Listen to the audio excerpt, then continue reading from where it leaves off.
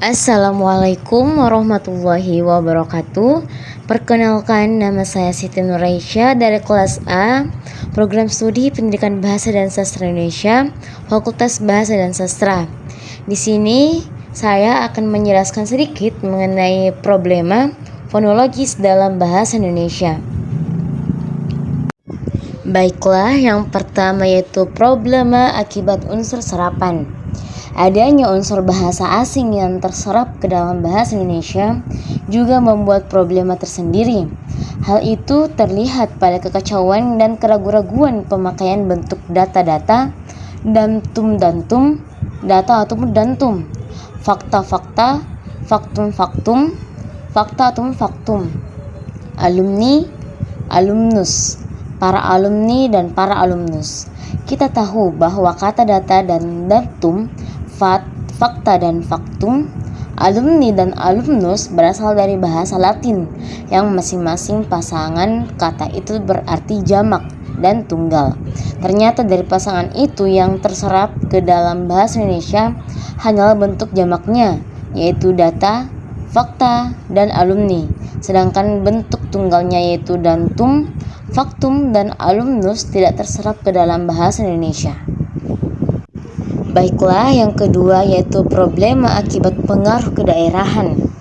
Problema fonologis akibat pengaruh kedaerahan dapat meliputi kesalahan pelafalan karena perubahan bunyi dan kesalahan pelafalan karena penghilangan bunyi. Contoh yang saya ambil pada kali ini yaitu contoh bahasa daerah dari bahasa Makassar. Contoh kesalahan pelafalan karena perubahan bunyi adalah perubahan bunyi vokal. Misalnya pelafalan air berubah menjadi jene. Dan perubahan bunyi konsonan, misalnya pelafalan pulang menjadi minro. Contoh kesalahan pelafalan karena penghilangan bunyi adalah penghilangan bunyi konsonan. Misalnya pelafalan tulisan menjadi ukiri. Baiklah, yang terakhir yaitu problema akibat hiperkorek. Problema fonologis akibat hiperkorek mungkin terjadi ketika siswa atau pengguna bahasa menggunakan kata atau kalimat yang salah dalam konteks tertentu.